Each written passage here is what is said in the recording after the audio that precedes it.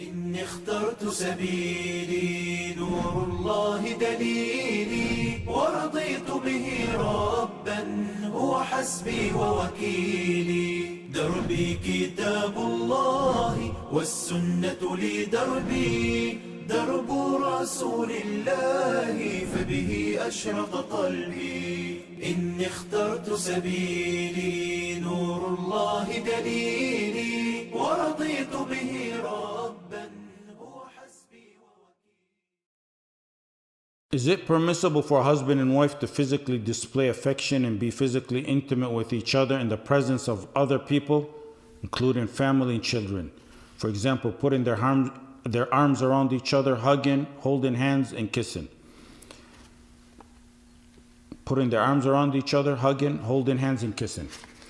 Based on the opinions of the earlier ulama, I can probably best answer this question by dividing it into two categories. First of all, there's physical display of affection that's considered pre-sexual or foreplay or similar in nature to that. Affectionate display in a sexual nature, the type of matters that belong in the bedroom or matters that should be done privately. Those must be kept private, and we go by the Islamic standards, not Western or Kuffar standards. Touches or moves or kisses that are sexually suggestive or anything sexually suggestive at all, it's not permissible to display what falls under this category in public or in front of children or in front of family or in front of strangers. Allah subhanahu wa ta'ala ordered that children and servants ask permission before entering their own homes so they will not see something that's inappropriate. Imagine acting those matters out in front of them. يا أيها الذين آمنوا ليستأذنكم الذين ملكت أيمانكم والذين لم يبلغوا الحلم منكم 3 مرات من قبل صلاة الفجر وحين تضعون ثيابكم من الظهيرة ومن بعد صلاة العشاء 3 عورات لكم. Ibn Qudama rahimahullah ta'ala said ولا يقبلها ويباشرها عند الناس. Ibn Qudama said you don't kiss your wife or have relationship with her in front of people. That includes everything. He specifically mentioned kissing, and of course that includes sexual intercourse or foreplay. Al-Buhuti said it's disliked to kiss a wife or do something sexually suggestive in front of people because it's dana'a. Dana'a means it's despicable. Shaykh Muhammad ibn Ibrahim gave a fatwa that kissing a wife in public is not permissible. If spouses are deterred from merely speaking about intimate matters to anyone, imagine acting them out in front of anyone. In a narration of a hadith deterred from speaking about intimate matters, that's in Musnad Ahmad, the Messenger sallallahu alaihi wasallam compared speaking about intimate matters between spouses to others like a female shaitan who meets a male shaitan that fulfills his desire with her on the roadside while people are watching and looking. So the Messenger sallallahu alaihi wasallam compared speaking about intimate matters to other people to shayateen publicly performing their sexual acts in public. Imagine one actually performing them before other people. Where's the gheerah and where's the hayah for those who do this publicly? The people watching are humans. They're humans with desires. Even if it's matters like the ones mentioned in the question, or foreplay, or what's similar to that. And even if they're fully clothed, it draws unnecessary attention. And why would a man with gheerah do matters that are sexually suggestive that may have an effect on those looking in desire or arousal? Yeah, she's your wife. And yeah, he's your husband. And she's in hijab and niqab. And what you're doing is definitely halal. In the bedroom where it belongs, not for the public to see. The second type of display of affection is an innocent show of affection and not in any way sexual. Even this category shouldn't be as a performance for others like those who videotape themselves doing even what's in this category to post on social media. Like the example is holding the hand of a wife to cross the street, or so she won't trip and fall, or holding her hand in a society of vicious monsters and animals who mock her hijab and niqab, or may harm her. When they see a man holding her hand, they realize she has a man to defend her. Or in the house, examples in the house, like showing affection to one's children by hugging and kissing them, and in the same innocent nature to the wife.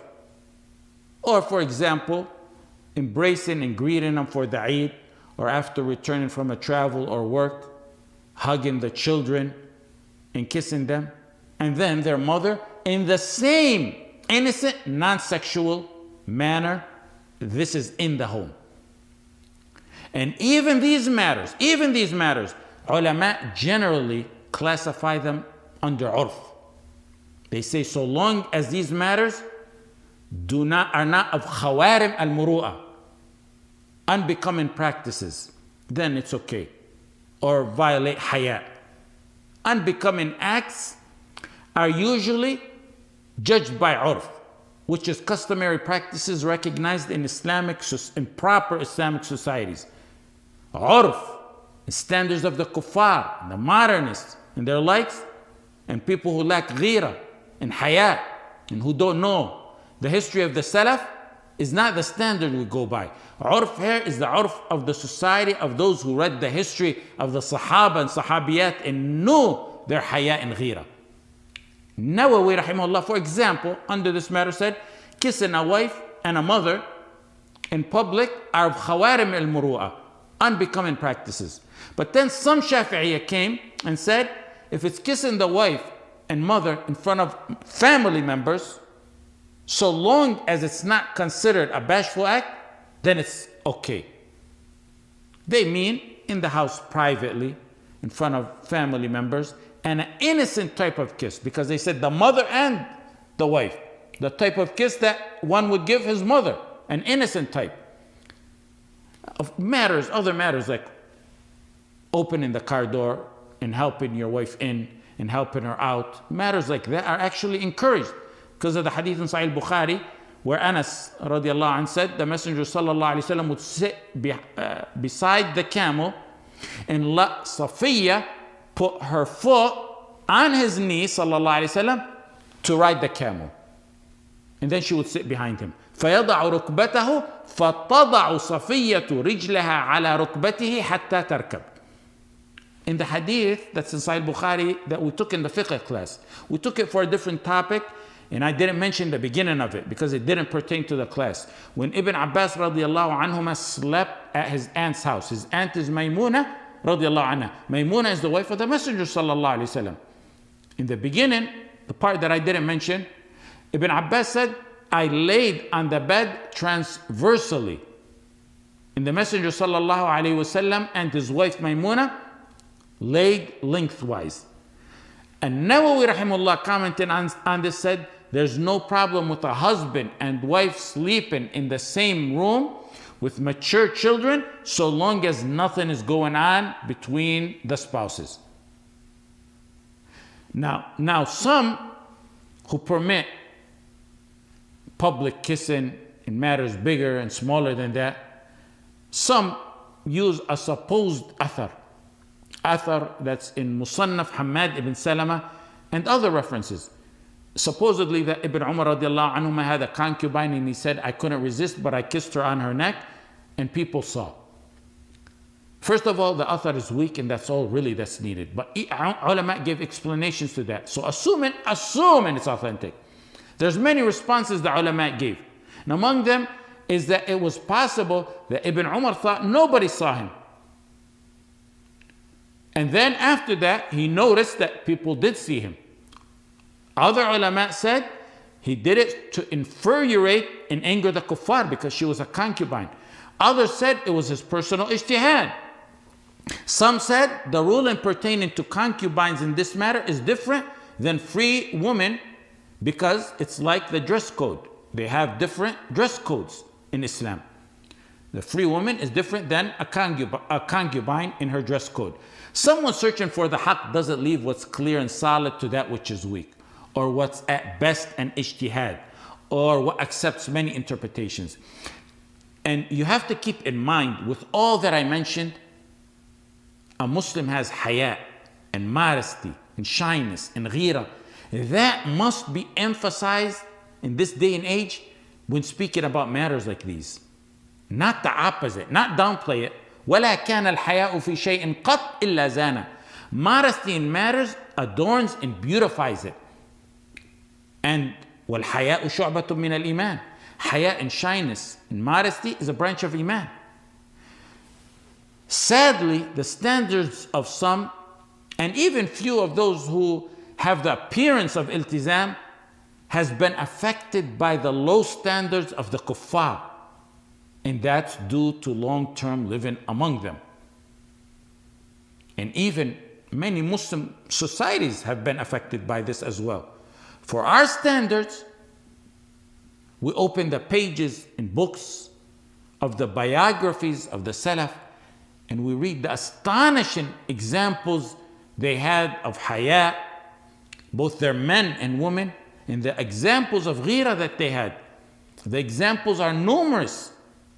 Look no further than in the fiqh class, what we took in the fiqh class, in one of the hadith.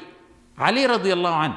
You think a man who was too shy to ask the Messenger sallallahu alaihi wasallam a fiqh question pertaining to madhi, that he must know as part of his deen, yet he was too shy to ask the Messenger sallallahu alaihi wasallam because his wife was the daughter of Rasulullah sallallahu alaihi wasallam, and this was somewhat of a sexually related question. So he sent al-Miqdad. Would a man with that level of hayah ever do something sexually suggestive or anything close to that in public? And the examples are numerous. يا فارس القدس هيا تعجل وشمر عن الزند حوا أبيا لساح المنايا صراعا ترجل وقارع بصدرك ريحا عتيا تناديك أحجار قصى الطهارى فلب النداء بكرة وعشيا.